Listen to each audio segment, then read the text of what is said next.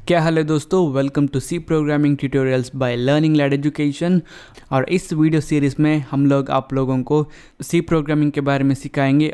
और यहाँ पे मैं एज्यूम करूँगा कि आप लोगों को प्रोग्रामिंग के बारे में कुछ भी जानकारी नहीं है, आप लोग फ्रेशली स्टार्ट कर रहे हैं। अगर आप लोग कुछ प्रोग्रामिंग के बारे में जानते हैं तो वो अच्छी बात होगा और आप लोग ये सब कॉन्सेप्ट्स को बहुत जल्दी समझ सकेंगे। तो यहाँ पे इस वीडियो की बात करें तो मैं यहाँ पे आप लोगों को सी प्रोग्रामिंग के बारे में इंट्रोडक्शन दूंगा, उसकी हिस्ट्री के बारे में बताऊंगा और मैं आप लोगों को ये भी बताऊंगा कि आप लोगों को इस सी प्रोग्रामिंग लैंग्वेज को क्यों स्टडी करना है। सी प्रोग्रामिंग को 1972 पे AT&T के बेल लैबोरेटरीज में डेवलप किया गया और इसे डेनिस रिची की टीम ने डिज़ाइन करके राइट किया। और इस सी लैंग्वेज की बात करें तो ये एक कंपाइल्ड लैंग्वेज है, ये एक स्ट्रक्चरल प्रोग्रामिंग लैंग्वेज है और ये मिडिल लेवल प्रोग्रामिंग लेवल की कैटेगरी पे आता है। तो पहली बात यह है कि सी एक कंपाइल्ड लैंग्वेज है। इसका मतलब है कि आप लोगों को पता ही होगा, हम जो प्रोग्राम लिखते हैं उसे कंप्यूटर्स डायरेक्टली अंडरस्टैंड नहीं करता है। कंप्यूटर सिर्फ एक ही लैंग्वेज अंडरस्टैंड करता है, वो है कि ज़ीरोज़ एंड वंस। तो इसलिए हम लोगों को अपने प्रोग्राम जो है उसे हमारा इंग्लिश जैसे लैंग्वेज से मशीन लेवल लैंग्वेज पे, उसका मतलब है कि 0 एंड 1 पे कन्वर्ट करना पड़ेगा। और उसके लिए हम लोग एक सॉफ्टवेयर को यूज़ करते हैं और उसे हम लोग कंपाइलर कहते हैं। ये जो कंपाइलर है ये एक फॉर्म के सोर्स कोड को लेगा और उसे दूसरी फॉर्म पे कन्वर्ट करेगा।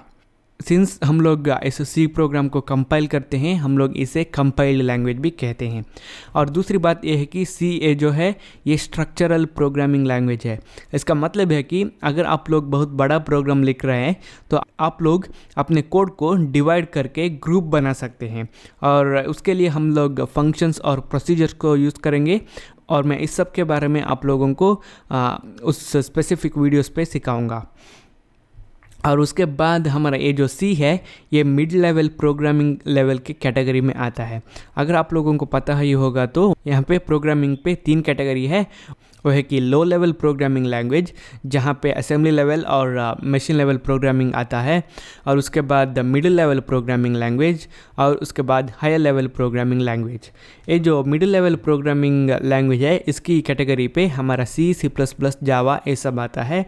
और एक मिडिल लेवल प्रोग्रामिंग लैंग्वेज होने के नाते ये सी जो है ये हम लोगों को हायर लेवल प्रोग्रामिंग लैंग्वेजेस के बेनिफिट भी देगा और लोअर लेवल प्रोग्रामिंग लैंग्वेजेस के बेनिफिट भी देगा।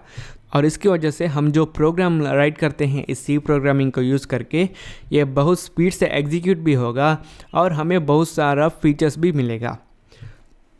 और उसके बाद ये है कि हमें इस सी प्रोग्रामिंग लैंग्वेज को क्यों स्टडी करना है। अभी यहाँ पे बहुत सारे प्रोग्रामिंग लैंग्वेजेस अवेलेबल है। फॉर एग्जांपल C++ अवेलेबल है, जावा है, C# है।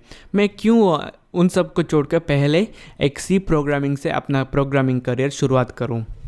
बात यह है कि ये जो C++ और जावा और C# जो प्रोग्रामिंग लैंग्वेजेस है ये सब को डायरेक्टली सीखना ईजी टास्क नहीं है, क्योंकि ये सब प्रोग्रामिंग लैंग्वेजेस एक ऑब्जेक्ट ओरिएंटेड प्रोग्रामिंग अप्रोच को यूज़ करता है, जहाँ पे हम लोग क्लासेस, ऑब्जेक्ट्स, इनहेरिटेंस, पॉलीमॉर्फिज्म इस सब को यूज़ करते हैं। और ये सब एडवांस टॉपिक को सीखने से पहले अगर आप लोगों को बेसिक प्रोग्रामिंग के बारे में पता होगा तो आप लोग उन सब टॉपिक्स को बहुत ईजी अंडरस्टैंड कर सकते हैं। और मेरा ये मानना है कि अगर आप लोग सी प्रोग्रामिंग से अपना प्रोग्रामिंग करियर शुरुआत करेंगे तो वहाँ पे एक एडवांटेज है जहाँ से हम लोग बेसिक एलिमेंट्स के बारे में ज़्यादा सीख सकते हैं, क्योंकि हम लोग डायरेक्टली मेमोरी के साथ वर्क कर सकते हैं यहाँ पे सी प्रोग्रामिंग पे, और हम लोग डायरेक्टली हार्डवेयर के साथ भी डील कर सकते हैं। तो ये सब आप लोगों को सीखने को मिलेगा और उसकी वजह से आप लोग जब C++ और जावा पे मूव करेंगे तभी आप लोगों को वो सब कॉन्सेप्ट सीखने में ईजी होगा और आप लोगों का नॉलेज भी बढ़ेगा। और उसके बाद हम लोग अगर एग्जीक्यूशन स्पीड के बारे में बात करें और परफॉर्मेंस के बारे में बात करें तो अभी यहाँ पे कोई भी ऐसा प्रोग्रामिंग लैंग्वेज नहीं है जो सी के एग्जीक्यूशन स्पीड को और परफॉर्मेंस को बीट कर सके।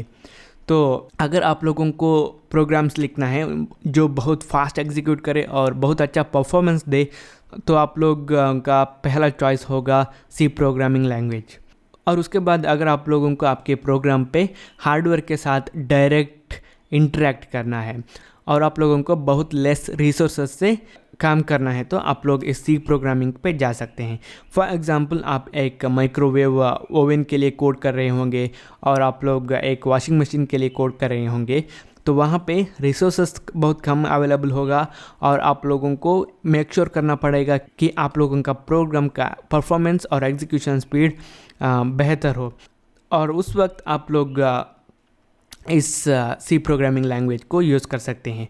और एक बात यह है कि हम लोग जो ऑपरेटिंग सिस्टम अपने कंप्यूटर पे यूज़ करते हैं, फॉर एग्जांपल विंडोज़ है, लिनक्स है, जो भी है, उस पर कहीं ना कहीं सी प्रोग्रामिंग का इस्तेमाल हुआ है।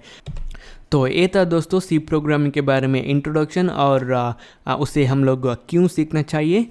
और इसके नेक्स्ट वीडियो पे मैं आप लोगों को कुछ और जानकारी दूंगा सी प्रोग्रामिंग के बारे में। आप लोग मेरे YouTube चैनल पे सब्सक्राइब कर सकते हैं ताकि जब भी मैं नए वीडियोस डालूंगा तो आप लोगों को एक नोटिफिकेशन मिलेगा। और आप लोग मोर वीडियोस देखना चाहते हैं सी प्रोग्रामिंग के बारे में, तो आप लोग मेरे YouTube चैनल लर्निंग लैड पे जा सकते हैं, जहाँ पे सारे वीडियोस इंग्लिश पे है। और ये जो चैनल है लर्निंग लैड हिंदी, यहाँ पे सारा वीडियोस हिंदी पे मिलेगा आप लोगों को। और आप लोग मुझे फेसबुक पे भी लाइक कर सकते हैं, facebook.com/learninglad और facebook.com/learninglad हिंदी पे। तो ये था दोस्तों, thank you for watching and I will see you in next tutorial.